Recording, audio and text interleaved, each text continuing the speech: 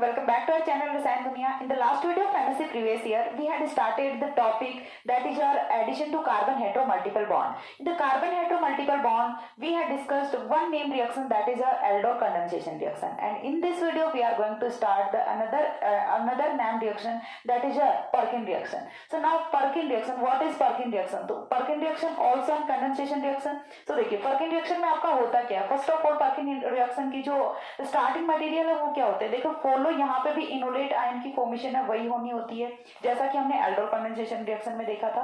तो जितने भी हम addition to carbon hetero multiple bond वाले रिएक्शंस देखने वाले हैं सभी में इनोलेट आयन है वो तो ऑब्वियसली बनेगा ही बनेगा। आफ्टर दैट जो इनोलेट आयन होता है उसकी कंडेंसेशन रिएक्शन होती है अदर जो आपका कार्बोनिल होता है उसके साथ में जो कि हमारी होती है न्यूक्लियोफिलिक एडिशन रिएक्शन। नाउ हमें देखना है कि पर्किन रिएक्शन में कौन सी स्पीशीज होती है जो कि पार्टिसिपेट करती है और कौन से बेसिस होते हैं या फिर एसिड होते हैं जिनकी प्रेजेंस में रिएक्शन है वो प्रोसीड करती है। सो एक एक चीज करके हमें सारी चीजें देखनी है। First of all Perkin reaction का जो स्टार्टिंग मटेरियल है वो क्या होता है? तो देखो यहाँ पे aromatic aldehyde plus aliphatic acetic anhydride reaction किसकी होनी है? Aromatic aldehyde plus aliphatic acetic anhydride की रिएक्शन होनी होती है in the presence of base जिससे कि यहाँ पे alpha beta unsaturated carboxylic acid की फॉर्मेशन होती है।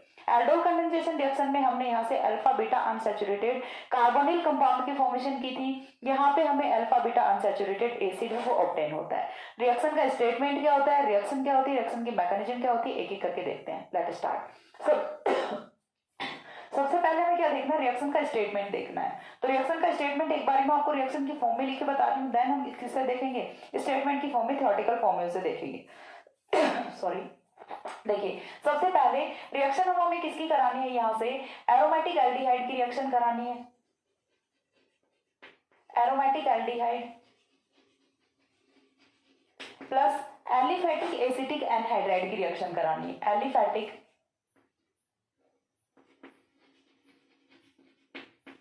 Aliphatic acetic anhydride. जब हम इन दोनों की रिएक्शन कराते हैं इन the presence of base, base है वो हम यहाँ से क्या लेते हैं? सोडियम एसीटेट लेते हैं। ठीक है, बेस हमने कौन सा लिया? सोडियम एसीटेट लिया। तो यहां से फॉर्मेशन होती है alpha beta unsaturated carboxylic acid. ये यहाँ से रिएक्शन का फाइनल प्रोडक्ट है वो होता है। तो यहाँ से हमें देखना है, अब इसे स्टेटमेंट की फॉर्म में लिखते हैं। देखिए मैंने आपको रिएक्शन की फॉर्म में लिख के बता दिया इजीली, तो यहाँ से अब आप इसे स्टेटमेंट में कन्वर्ट कर सकते हो इजीली। तो चलिए करते हैं। तो यहाँ से देखिए क्या होगा? When aromatic aldehydes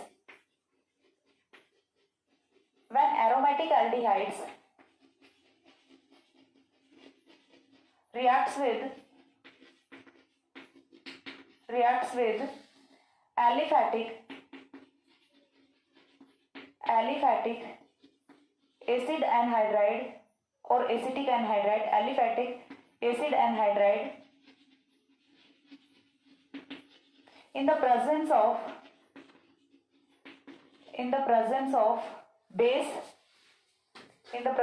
base then it gives alpha beta unsaturated carboxylic acid, then it gives alpha beta unsaturated carboxylic acid, and this reaction is said to be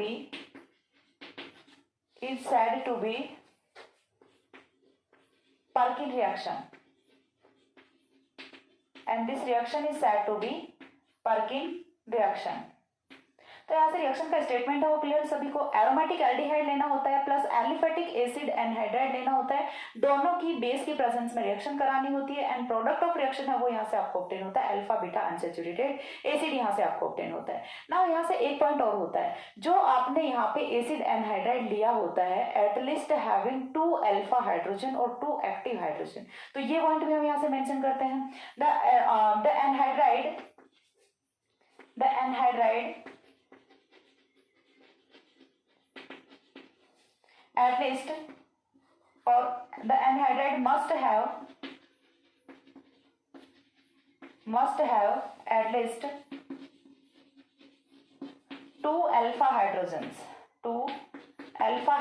atoms, ये यहाँ से नेसेसरी कंडीशन है वो होती है। ये नहीं कि आपने एलिफेटिक एनहाइड्राइड तो ले लिया बट उसमें अल्फा हाइड्रोजन है ही नहीं, तो यहाँ पे पर्किन रिएक्शन है वो नहीं होगी। तो आपको करना क्या होता है यहाँ पे कि 2 अल्फा हाइड्रोजन है वो एटलीस्ट होने चाहिए, एटलीस्ट प्रेजेंट होने चाहिए in our aliphatic acid anhydride. Reaction क्या होती है चलिए देखते हैं। फर्स्ट ऑफ ऑल हमें क्या लेना है, देखिए आपको यदि इतनी चीज समझ आ जाती है, ये वाला जो स्टेटमेंट है ये आपको समझ आ जाता है, देन आप पूरी की पूरी रिएक्शन की मैकेनिज्म, रिएक्शन का थ्योरेटिकल स्टेटमेंट एंड रिएक्शन है वो इजिली लिख सकते हैं। एरोमेटिक एल्डिहाइड कोई टफ काम नहीं है, aromatic aldehyde well known aldehyde होता है अपना बेंजल्डिहाइड, इजीली रख सकते हैं हम। देखिए बिल्कुल इजी वे में रिएक्शन है वो मैं आपको समझा रही हूँ। यहाँ पे बेंजल्डिहाइड हम यहाँ से रख लेते हैं, एरोमेटिक एल्डिहाइड होता है, कोई नया एल्डिहाइड नहीं है, सब लोग जानते हैं इसके बारे में। तो हमने क्या लिया है, बेंजल्डिहाइड लिया है। बेंजल्डिहाइड की रिएक्शन है वो हमें किसके साथ में करानी है, एलिफेटिक एसिड एनहाइड्राइड के साथ में करानी है। तो हम क्या ले लेते हैं, एलिफेटिक एसिटिक एनहाइड्राइड ही ले लेते हैं। तो ये होता है हमारा aliphatic acetic anhydride, CH3 C double bond O C double bond O CH3। ये क्या होता है, एलिफेटिक एसिटिक एनहाइड्राइड होता है। इतना जो ग्रुप होता है C double bond O C double bond O, ये आपका क्या होता है, एनहाइड्राइड ग्रुप होता है। ये कौन सा हो गया आपका, एसिटिक एनहाइड्राइड हो गया, एसिटिक एनहाइड्राइड। अब यहां से जो एसिटिक एनहाइड्राइड लिया है, एरोमेटिक आपका एल्डिहाइड लिया है, रिएक्शन इनकी करानी होती है आपको इन the presence of sodium acetate, CH3C double bond O Na in the presence of sodium acetate. तो यहाँ से फॉर्मेशन है वो होती है इस टाइप के कंपाउंड की, C6H5CH double bond CH C double bond O OH। ना हमने क्या बोला कि रिएक्शन का प्रोडक्ट है वो यहाँ से क्या फॉर्म होता है, alpha beta unsaturated carboxylic acid. Check out कर लेते हैं। देखिए फंक्शनल ग्रुप का कार्बन, फंक्शनल ग्रुप का जो कार्बन होता है उससे next carbon alpha carbon, then further next beta carbon. तो अल्फा बीटा पोजीशन पे अनसैचुरेशन है एंड साथ में कार्बोक्सिलिक एसिड है आपका। So it will be alpha beta unsaturated carboxylic acid. यदि आपको इतना जो स्टेटमेंट है, ये जो हमने ऊपर लिखा है, aromatic aldehyde plus aliphatic acetic anhydride in the presence of sodium acetate gives alpha beta unsaturated carboxylic acid, यदि आपको ये चीज याद रहती है तो रिएक्शन नोट करना यहाँ से बहुत ही इजी होता है। इतनी इजी रिएक्शन है, बहुत अच्छी सी रिएक्शन है। नाउ एक बारी इतना स्क्रीनशॉट आपको लेना है, इसके बाद हम मैकेनिज्म है वो डिस्कस करते हैं। रिएक्शन काफी इजी है बट मैकेनिज्म है वो थोड़ी सी लेंथी मैकेनिज्म है, डिफिकल्ट नहीं है, थोड़ी सी लेंथी मैकेनिज्म है। एक बार इतना स्क्रीनशॉट ले लो, देन मैं आपको फर्दर मैकेनिज्म है वो एक्सप्लेन करती हूँ। टेक स्क्रीनशॉट, हो गया। इसके बाद देखिए मूव करते हैं मैकेनिज्म पे। मैकेनिज्म है वो थोड़ी सी लेंथी मैकेनिज्म है, स्टेप बाय स्टेप देखेंगे, बहुत ही इजी सी है, अच्छे से समझना है। साथ ही एक और चीज ये कि ये वाली जो वीडियो है पर्किंग रिएक्शन है, ये साथ में बीएससी सेकंड ईयर के लिए भी है। बीएससी सेकंड ईयर में एल्डोल कंडेंसेशन, पर्किंग रिएक्शन, नॉवेंजल, जितनी भी नेम रिएक्शंस होने वाली हैं सारी की सारी बीएससी सेकंड ईयर में भी होती हैं। So also useful for BSc second year. So जो आपका थंबनेल होता है उस पे आपको MSc previous year as well as BSc second year दोनों ईयर्स का जो नाम है वो मिलेगा। सो कंफ्यूज नहीं होना है कि एमएससी प्रीवियस और बीएससी सेकंड ईयर दोनों का एक साथ कैसे चल रहा है। तो देखो यदि आप पर्किंग रिएक्शन की बात करोगे तो बीएससी सेकंड ईयर में भी वही होता है और एमएससी फाइनल में भी वही होता है। ऐसा तो होता नहीं है कि बीएससी सेकंड ईयर में तो पर्किंग रिएक्शन में कोई दूसरा रिएजेंट होता है और एमएससी तक आते आते रिएजेंट चेंज कर जाता है, ऐसा तो नहीं होता ना। तो रिएक्शन है वो आपकी सेम होती है, डिट्टो होती है एज बीएससी सेकंड ईयर। तो बीएससी सेकंड ईयर और एमएससी प्रीवियस ईयर दोनों के लिए ये जो रिएक्शन है ये कॉमन रिएक्शन है, दोनों को सेम ही कंपाउंड है, सेम ही मैकेनिज्म है और सेम ही मैटर है वो फॉलो करना होता है। ऐसा कुछ नहीं कि एमएससी में बहुत ज्यादा है, नंबर ऑफ एग्जांपल्स वो आप एक्सटेंड कर सकते हैं, वो डिपेंडिंग ऑन यू होता है। ठीक है, मैं यहाँ पे जितना करा रही हूँ वो एमएससी प्रीवियस ईयर और बीएससी सेकंड ईयर दोनों के लिए इंपॉर्टेंट है इक्वली। ठीक है, सो चलिए मैकेनिज्म स्टार्ट करते हैं। मैकेनिज्म में देखिए फर्स्ट ऑफ ऑल हमें लेना क्या है, यहाँ से मैकेनिज्म का स्टेप फर्स्ट है उसमें हमें देखिए जितनी भी कंडेंसेशन रिएक्शंस होती हैं या फिर मैंने आपको बताया कि हम कौन से पढ़ रहे हैं, addition to carbon heteromultiple bond, that means carbon double bond oxygen पे हमें एडिशन रिएक्शन करानी है। जितनी भी आपके ऐसे वाले रिएक्शंस होती हैं, बेस कैटालाइज्ड रिएक्शन होती है, उनमें ऑलवेज पहले आपको इनोलेट आयन की फॉर्मेशन करनी होती है।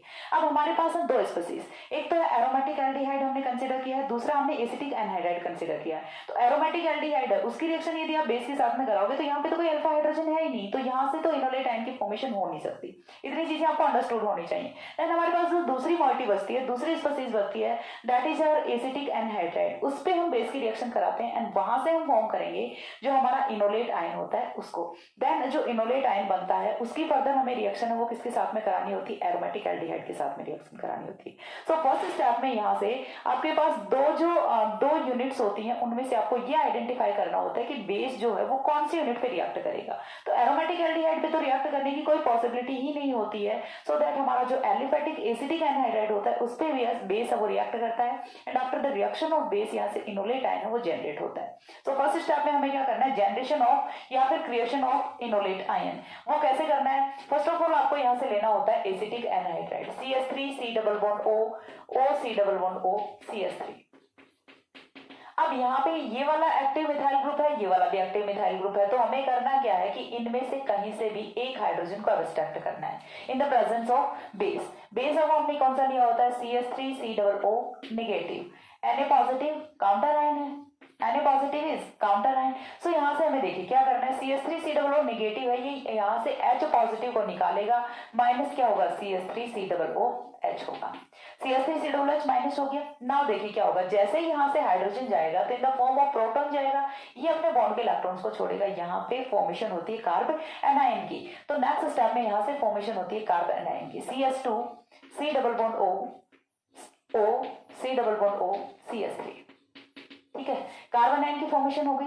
ना ये वाला जो कार्बन आयन है ये इस वाले कार्बोनिल के साथ में कॉन्जुगेशन होता है, double bond single bond negative charge, conjugation create हो रहा है। कॉन्जुगेशन क्रिएट होगा तो डिलोकलाइजेशन ऑफ इलेक्ट्रॉन्स भी होगा, तो यहाँ पे जो नेगेटिव चार्ज होता है उसका डिलोकलाइजेशन होता है विद कार्बोनिल बॉन्ड। तो डिलोकलाइजेशन से यहाँ पे नेक्स्ट जो है रिजोनेटिंग स्ट्रक्चर उसकी फॉर्मेशन होती है, CH2 C O नेगेटिव।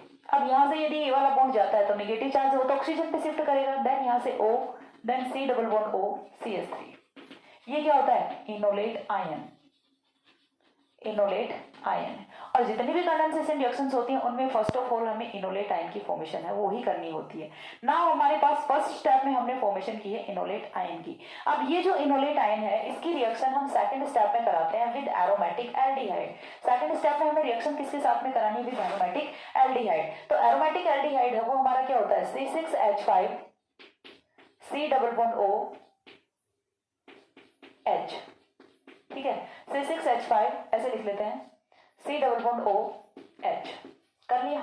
ना देखिए ये चीज हमें पता होती है कि कार्बोनिल बॉन्ड है, इसी पे हमें एडिशन रिएक्शन करानी है। यही तो है अपना carbon hetero multiple bond, C double bond O को ही हम क्या बोल रहे हैं, कार्बन हेटेरो मल्टीपल बॉन्ड बोल रहे हैं। अब यहाँ से ये वाला जो कार्बन होता है इसकी नेचर कौन सी होती है, इलेक्ट्रोफिलिक नेचर होती है, तो इजिली इस पे न्यूक्लियोफाइल का अटैक है वो हो जाता है। ना हमें करना क्या है, यहाँ से डबल बॉन्ड आएगा, ना हमें करना क्या है कि यहाँ पे साथ में लेके आना है इनोलेट आयन को। इनोलेट आयन है वो आपका होता है CH2 double bond C O negative O C double bond O CH3।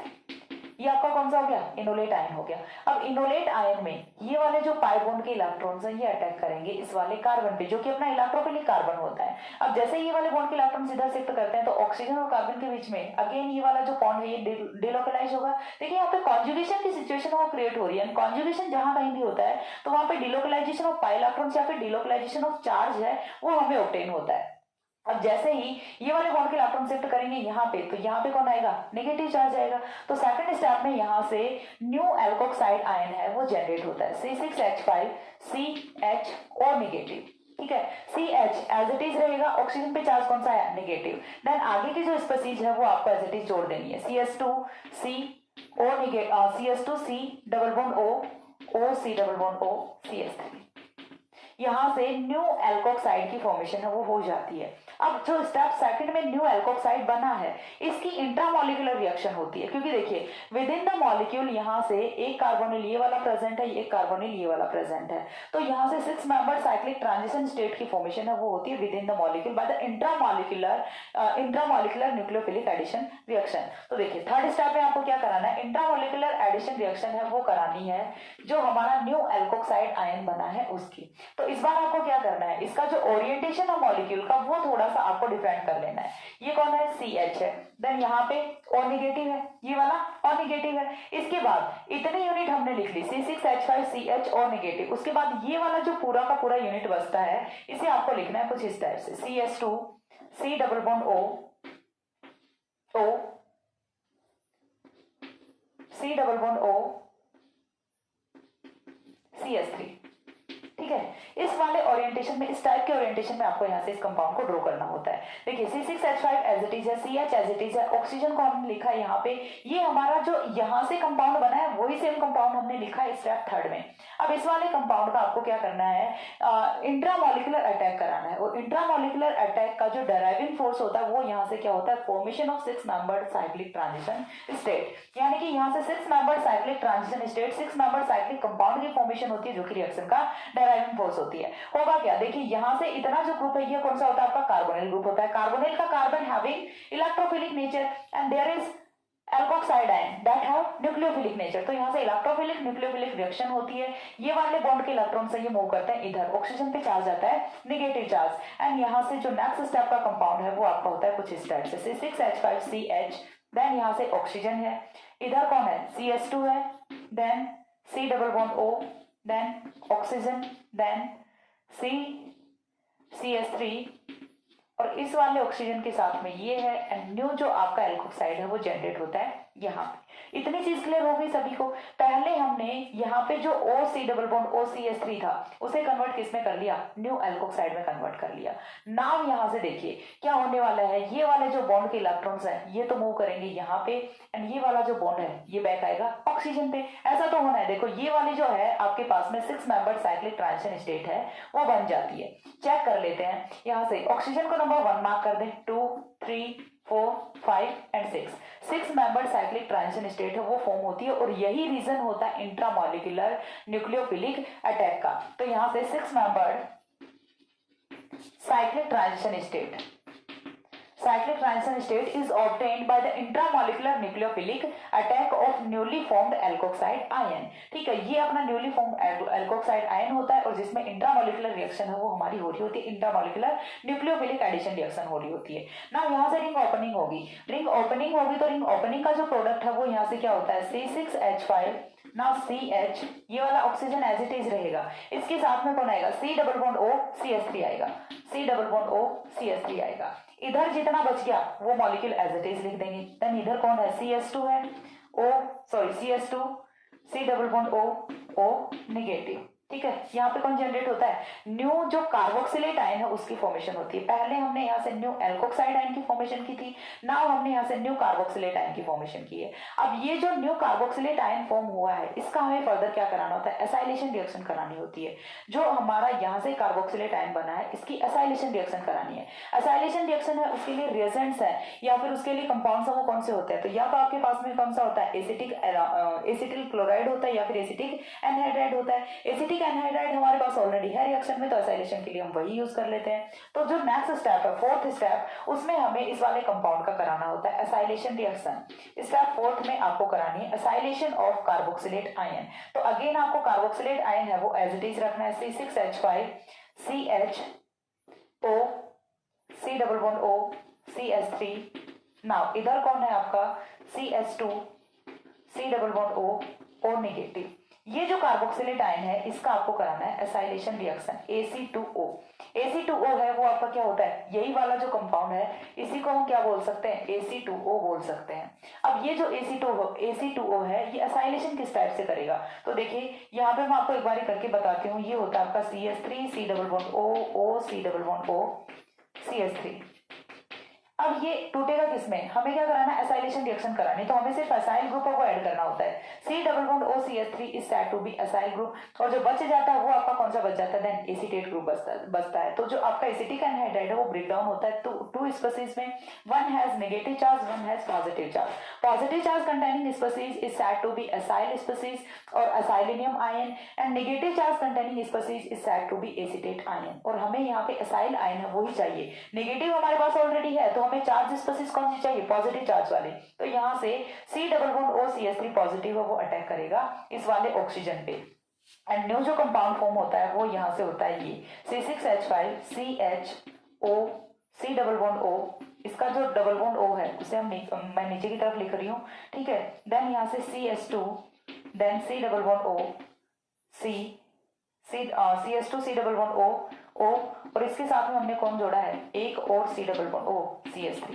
इतना जो ग्रुप है ये हमने ऐड किया है बाय असाइलेशन रिएक्शन। अब असाइलेशन रिएक्शन हमारी हो गई। असाइलेशन रिएक्शन के बाद यहाँ से बचता कौन है, हमने एक तो क्या लिया है, असाइल आयन लिया है, असाइलिनियम आयन तो हमने ऐड कर दिया। देन यहाँ से कौन बच गया, एसीटेट आयन बच गया। Acetate ion has basic nature, तो ये क्या करेगा, एब्स्ट्रक्शन ऑफ प्रोटॉन करेगा। एब्स्ट्रक्शन ऑफ प्रोटॉन है वो किस टाइप से करेगा, तो यहाँ पे देखो CH2 है, और ये वाला जो प्रोटॉन है ये आपका कौन सा होता है, एसिडिक प्रोटॉन भी होता है। क्यों होता है, क्योंकि यहाँ पे इलेक्ट्रॉन विड्रॉइंग ग्रुप लगा हुआ है, इलेक्ट्रॉन विड्रॉइंग ग्रुप लगा हुआ है, so that it has acidic nature, so it has acidic nature, and acidic nature है तो यहाँ से जो आपका एसिटेट आयन है वो इस वाले H पॉजिटिव को निकाल के लेके जाएगा in the form of acetic acid, ठीक है। यहाँ से H पॉजिटिव जाएगा। अब जैसे ही यहाँ से H पॉजिटिव जाता है तो इस वाले कार्बन पे चार्ज कौन सा आएगा, नेगेटिव चार्ज आएगा, और नेगेटिव चार्ज आएगा तो वो यहाँ पे आके डबल बॉन्ड की फॉर्मेशन करेगा। डबल बॉन्ड की फॉर्मेशन करेगा तो अब ये वाले जो बॉन्ड है इसके इलेक्ट्रॉन है ये शिफ्ट करेंगे ऑक्सीजन की तरफ। देखिए ओवरऑल यहाँ से क्या हो रहा है, हमने इनिशियली देखिए रिएक्शन में जो आयनिक बैलेंस है वो आपका बहुत नेसेसरी होता है, यहाँ से अंडरस्टैंड करिएगा। हमने स्टार्टिंग में यूज किया था सोडियम एसीटेट। सोडियम एसीटेट जो हमने यूज किया था वहां से हमने एक एसिटिक एसिड का मॉलिक्यूल एलिमिनेट कर दिया था, Na पॉजिटिव हमारा स्टिल रिएक्शन में प्रेजेंट होता है।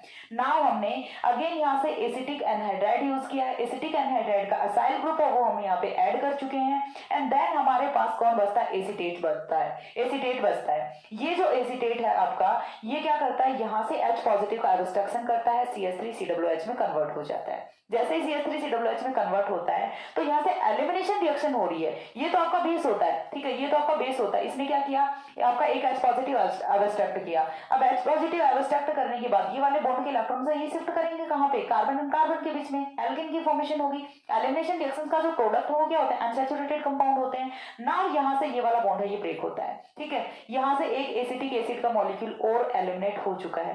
नाउ यहाँ से कौन बचेगा, CH3C डबल बॉन्ड O और नेगेटिव, अगेन एसिटेट आयन है वो यहाँ से जनरेट होता है, और जिसका काउंटर आयन कौन होता है, Na पॉजिटिव होता है। वो फिर से जाके किसी दूसरे एसिटिक एनहाइड्राइड के मॉलिक्यूल को जनरेट करता है, इनोलेट आयन में कन्वर्ट करता है। तो आयनिक बैलेंस वो समझ आ रहा है। यहाँ से लास्ट में जो यहाँ से एसिटेट आयन एलिमिनेट हो रहा है वो किसके साथ में जाएगा, इस वाले Na पॉजिटिव के साथ में जाएगा। तो 2 मॉलिक्यूल्स ऑफ एसिटिक एसिड है वो यहाँ से ड्यूरिंग द रिएक्शन एलिमिनेट हो रहे होते हैं, ठीक है। तो माइनस क्या होता है, यहाँ से एलिमिनेशन रिएक्शन होती है, एलिमिनेशन रिएक्शन होती है, एंड माइनस कौन होता है, CH3COOH होता है। माइनस सिर्फ CH3COOH ही हो रहा है। अगेन आपका जो सोडियम एसीटेट बन रहा है तो वो तो फिर से रिएक्शन में पार्टिसिपेट कर देगा। क्यों कर देगा, क्योंकि हमने बोला क्या है, it is an base catalysed reaction, और कैटेलाइज्ड रिएक्शन का मीन्स क्या होता है कि जो आप कैटेलिस्ट यूज कर रहे हो ड्यूरिंग द रिएक्शन वो आपका at the end of reaction आपको उसी फॉर्म में ऑब्टेन होना चाहिए, और वो हमें हो गया। सोडियम एसीटेट हमने यूज किया था, सोडियम एसीटेट हमें बैक है वो ऑब्टेन हो जाता है, so that it is base catalysed reaction. And now यहाँ से जो प्रोडक्ट ऑफ रिएक्शन है वो क्या होता है, देखिए ये वाली जो यूनिट है ये तो एलिमिनेट हो गई, यहाँ से हाइड्रोजन एलिमिनेट हो गया। तो आपको करना क्या है कि ये वाला जो कार्बन और कार्बन है इनके बीच में आ गया डबल बॉन्ड, तो यहाँ से प्रोडक्ट ऑफ रिएक्शन है वो क्या होता है, C6H5CH double bond CH, CH double bond CH। Now कौन है, C double bond O C double bond O CH3, ठीक है। इतना यहाँ से फाइनल प्रोडक्ट है वो हमारा ऑब्टेन होता है। It is also acetic anhydride, ठीक है। ये क्या बना है आपका, अल्फा बीटा अनसैचुरेटेड एनहाइड्राइड बना है। हमने क्या बोला कि इतना जो ग्रुप है ये आपका क्या होता है, एनहाइड्राइड ग्रुप होता है। तो ये क्या बना है, एनहाइड्राइड ही तो बना है। अब ये जो एनहाइड्राइड यहाँ से बना है इसका आपको क्या कराना होता है, फर्दर हाइड्रोलिसिस कराना होता है। ये जो एनहाइड्राइड बना है इसका आपको फर्दर हाइड्रोलिसिस कराना है। हाइड्रोलिसिस कराओगे तो हाइड्रोलिसिस वो होता कहाँ पे है, देखिए 5th स्टेप है उसको मैं इसी के साथ में कंसिडर कर रही हूँ। डायरेक्ट यहाँ से हाइड्रोलिसिस करा देते हैं और फाइनल प्रोडक्ट की फॉर्मेशन है वो कर देते हैं। हाइड्रोलिसिस जब कराओगे तो हाइड्रोलिसिस कहां से होगा, देखिए हमेशा जब भी आपका एसीटेट ग्रुप होता है तो सॉरी जब भी आपका एनहाइड्राइड ग्रुप होता है तो वो ब्रेक किसमें होता है, एसीटेट प्लस असाइल में ब्रेक होता है। अब एसीटेट प्लस असाइल में ब्रेक होगा तो देखिए ऑक्सीजन पे आएगा नेगेटिव चार्ज, ऑक्सीजन के नेगेटिव पे कौन आएगा, H पॉजिटिव आएगा, कार्बन पे आएगा पॉजिटिव चार्ज, इसके साथ में कौन आएगा, OH नेगेटिव आएगा। तो अगेन यहाँ से -1 CH3COOH यानी कि एसिटिक एसिड का एक मॉलिक्यूल और एलिमिनेट होता है यहाँ से। देन यहाँ से फॉर्मेशन होती है कार्बोक्सिलिक एसिड की। हम लास्ट में क्या कर रहे हैं, हाइड्रोलिसिस ऑफ एनहाइड्राइड ग्रुप करा रहे हैं जिससे वो कन्वर्ट हो रहा है किसमें, कार्बोक्सिलिक एसिड में। तो लास्ट स्टेप में आपको क्या करना होता है, C6H5CH double bond CH C double bond O, OH. This is your alpha beta unsaturated carboxylic acid and this is also the final product of the reaction cinnamic acid. ये आपका होता है cinnamic acid alpha beta unsaturated carboxylic acid और जो reaction होती है वो होती है आपकी पर्किन रिएक्शन ना। यहाँ से देखिए हमने स्टार्टिंग में एक पॉइंट मेंशन किया था that aliphatic acetic anhydride must have at least 2 alpha hydrogens, ठीक है, 2 एक्टिव हाइड्रोजन वो यहाँ पे प्रेजेंट होने चाहिए। तो 2 एक्टिव हाइड्रोजन की यदि हम बात करें तो यहाँ पे हमने लिया था एसिटिक एनहाइड्राइड, हाइड्रोजन 1 है वो हमने यहाँ से एलिमिनेट किया एंड हाइड्रोजन 2 है वो हमने यहाँ से एलिमिनेट किया। तो चीज क्लियर हो रही है, यहाँ पे एटलीस्ट 2 हाइड्रोजन एटम्स वो प्रेजेंट होने चाहिए, बाकी फिर हो ना हो काम चल जाएगा बट 2 हाइड्रोजन एटम्स वो प्रेजेंट होने ही होने चाहिए।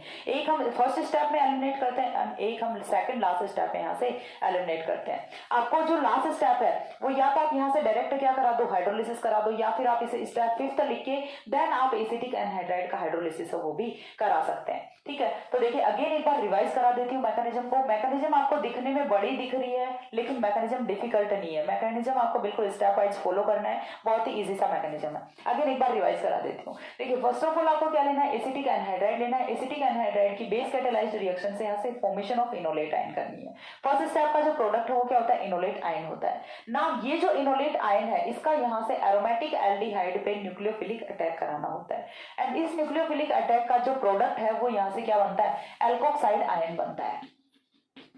यहां से क्या बनता है, एल्कोक्साइड आयन है वो ऑब्टेन होता है। अब यहां से जो एल्कोक्साइड आयन बना है उसकी यहाँ पे कौन सी होती है, इंट्रामोलिकुलर न्यूक्लियोफिलिक एडिशन रिएक्शन होती है। यहाँ पे रिएक्शन आपकी कौन सी लग रही है, इंट्रामोलिकुलर न्यूक्लियोफिलिक एडिशन रिएक्शन।